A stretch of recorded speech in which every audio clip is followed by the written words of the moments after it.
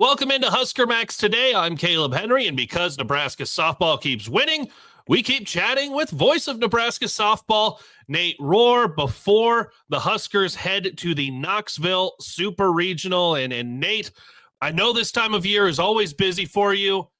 It's been a hot minute since it's been this busy for you. How exciting are things around the Huskers softball program and for you at the Huskers Radio Network?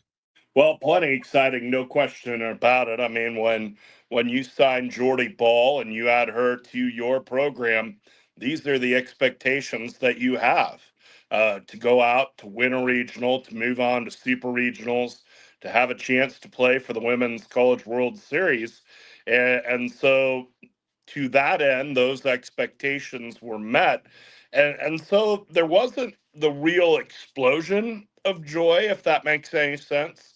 It wasn't relief either. It's not, there wasn't a huge amount of pressure on this team, but it was plenty exciting. I think the greater excitement for me was just what in the world is Jordy Ball doing? Because this is next level stuff. This is Michael Jordan level stuff. This is a player taking over a softball game on both sides, offensively and pitching wise, in a way that I have never seen it done before. And I've seen some softball games, and I asked Rhonda Revelle, have you seen anybody take over a game like Jordy did this weekend? And she hasn't seen it, and she's seen twice as many softball games as I have.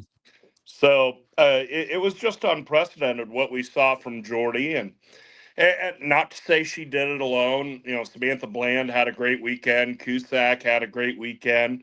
I mean, I wondered about how Nebraska's other pitchers would pitch, and they gave up 2 earned runs and in 6 innings. And the only reason there weren't more shutout innings put up is because they only needed 3 out of Camen's end, and McGee stumbled out of the gate, but she found her footing in that Friday game. So lots to feel good about, lots to be happy with. Tennessee's a whole different challenge, but this is a big step for this program, a big step in the right direction. We'll get to Knoxville, and I want to talk Jordy as well in a minute, but you're right. The other contributions, and that's not to minimize it, because you have to have contributions up and down the order. At one point, getting a 2-out on base from your 9-hole hitter, and then Jordy comes back around, and that extends an inning, and like all of those types of things, all of the home runs, the stuff you got from Ava Cusack. The rest of this team and their contributions helped get Jordy Ball out of the circle the first 2 games to where she was fresher on Sunday.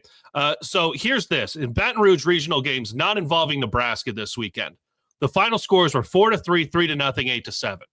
With Nebraska, it was 10-2, 14-1, 8-0. Nate, Nebraska outscored the rest of the regional 32-28 and was not involved in 3 of the games. Yeah.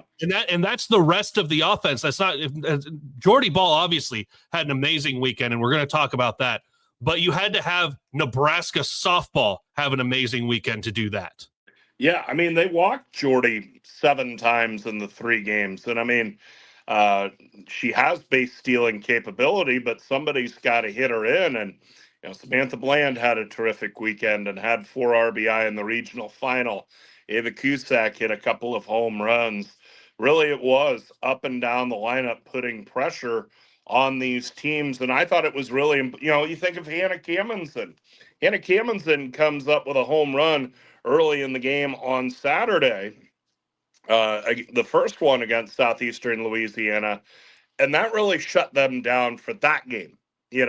That put them down 3-0. Yeah, they get a run in the bottom of the first, but they're down 2 runs after 1 inning, and that made them a whole lot more conservative, I think, offensively, and really shut off the best part of their game. So it was everybody up and down the lineup. I mean, the fielding was fairly tight. The once or twice that they tried to steal on Nebraska, they cut them down. it was a complete effort, and 1 through 9 ought to take plenty of pride in it.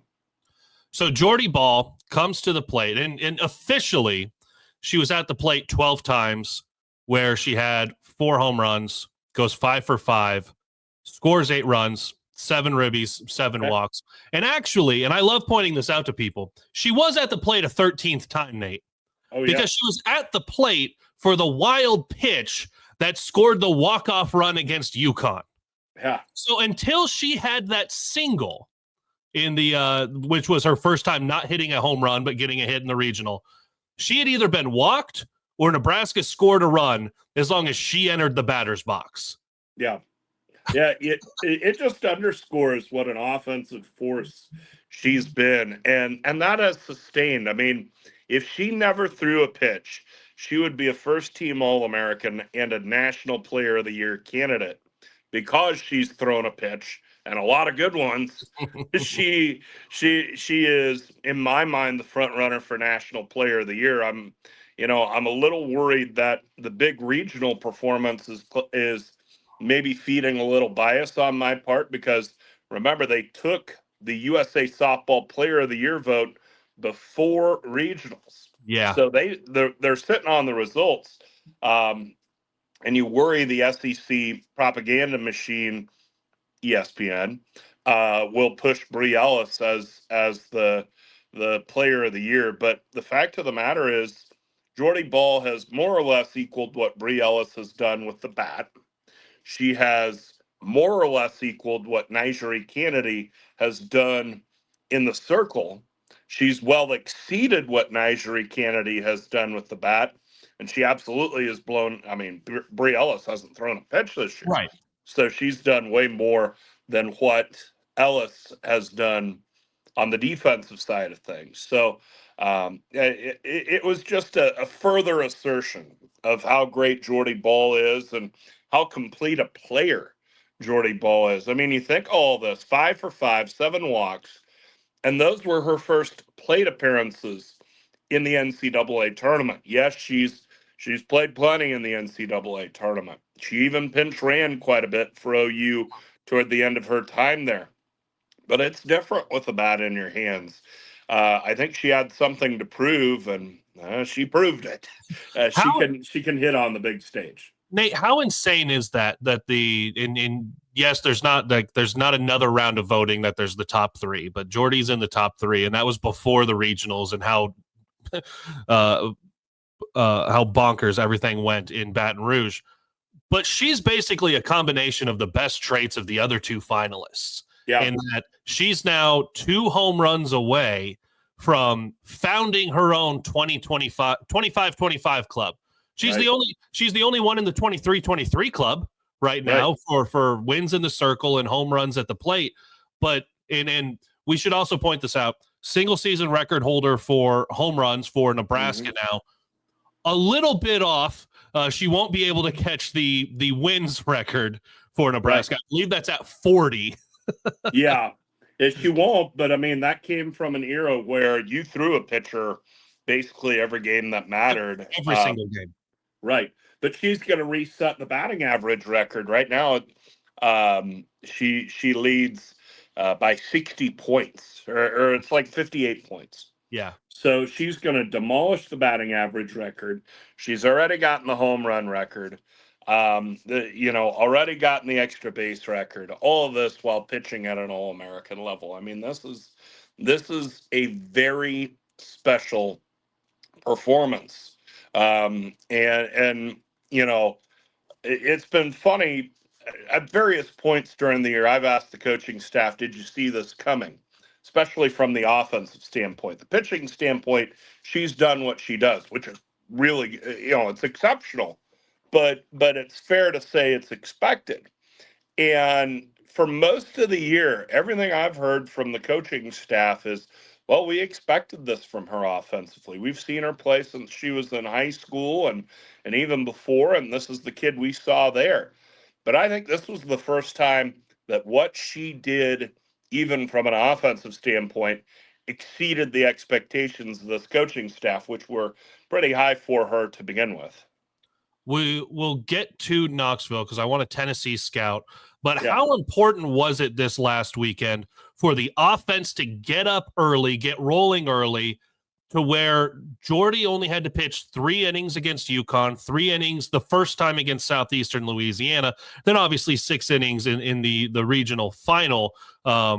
So she goes in and she's out of the circle an hour early, Yeah. both of the first 2 games, and not out of the Louisiana heat and humidity, but not in the circle where there's a little bit more pressure mentally every time you're out there for each pitch. Oh, I think it helped tremendously. I think it helped on a few fronts.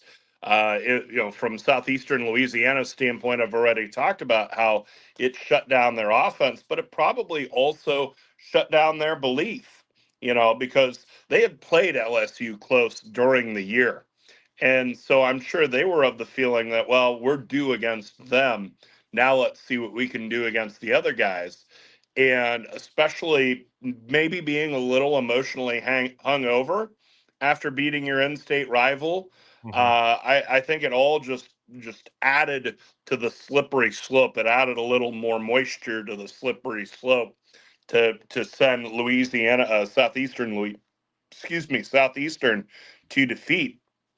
And I think it settled everybody else in. I mean, there's a big chunk of this Nebraska roster that's played in regionals. For somebody else, there's also a big chunk of this roster that hasn't. You think of Samantha Bland, you think of Ava Cusack. So this team hadn't played in regionals together, so you don't have the base of success from which you can draw confidence on this stage, in this stage of the season. And so when you get up early, that fear, that worry, does our stuff translate? Can we make that jump to regional? That's settled. But the biggest impact was what you alluded to, was the fact that Nebraska did not have to spend Jordy Ball Friday, did not have to spend her Saturday, had her at full strength on Sunday. And I think that's something that'll pay dividends even into this weekend, because that's just less wear and tear, that's less pressure, that's less mileage on somebody going into 3 giant games you know where Nebraska did not need her to pitch really any of the 3 games to distance. They did it the 3rd game just to finish it off. um, they're going to need her this weekend. And it's probably going to be at least 2 starts. And then the 3rd one, if she doesn't start, she's going to pitch half of it. And so they're going to need every pitch from her that they can get. And so the fact that they didn't have to spend many of those pitches against UConn, against Southeastern Louisiana, I think only can help. All right, Nebraska, Tennessee. They actually met to begin the season, a 7-1 Husker win. Huskers were able to take advantage of some errors, rough up the eventual SEC pitcher of the year in Pickens. Nebraska had a 5 spot in the 5th to chase her out. Jordy Ball went 7 innings in that one. The teams have advanced a little bit since then, 40-plus games between the season opener and now. What's the scout on Tennessee this weekend for the Huskers? Well, I think their top 2 pitchers are about as good as there are in the country. I mean, you mentioned Pickens, an ERA under 1 in the Southeastern Conference, which now is absolutely the best league in college softball. And 22 wins, just a tough, high velocity pitcher. It worries me a little bit that Nebraska hasn't seen this caliber of pitcher for a long time. But the fact of the matter is, you're not going to see this pitcher much, because there are very, very few that stack up to her. And then Marjetko, they're 2 ERA under 2.5 in SEC play, getting regular work. That really grabs your attention, and so you feel like Tennessee has maybe a slight edge with the top pitcher, and then a larger edge with the secondary pitching. And it'll be really important for Nebraska to get some good work out of Hannah Cammons and Kylie McGee. That was so important in the regional. In fact, they handed the ball to him and didn't need to take it back. So when those two are called upon, they need to be really good because you figure that Tennessee's getting great pitching throughout. Offensively, they're not quite as good as Nebraska. They don't have the power numbers Nebraska has, but they're still good. They're still a really good offense, but they're not quite the slugging machine that we've seen from Nebraska and from some other teams throughout the year. But don't be fooled. They're still a tough offense, and so it's going to be really important for Nebraska to be able to score a little bit and to put innings together. That's been maybe the biggest question about this offense is can they string 3, 4, 5 hits together to score 3 runs in an inning? Because if there's one flaw about this offense, it's very home run dependent. And home runs are going to be tough to come by. I mean, Tennessee's only given up 21 all year. And so you feel like you're going to have to, if you're going to score with any reliability, string innings together, hits, walks, putting pressure on the defense. And that's something we've not seen a whole lot of from Nebraska this year. Not to say they can't do it, but it's just not been something they've done a lot. One of those home runs Tennessee gave up was to Jordy Ball in the season opener. And not just did the Huskers, not only did the Huskers see Pickens, but they did see Mark Jetko as well for 2 innings in that one. So both teams have tape on the top pitchers that they're going to see this weekend. It seems that Nebraska is kind of a flashy pick for a lot of people, I'm hearing nationally with this draw. I know you said you liked the LSU draw. Or I guess the Baton Rouge regional draw because the Huskers didn't see LSU at all, which is kind of rare to get to the regional final or win the whole regional and never face the host team once. But now with Knoxville and a team that they've already seen, and there's no number 1 overall national seed left in this, 2 wins away from Oklahoma City. But how do you just feel looking at the super regional round as a whole across the country?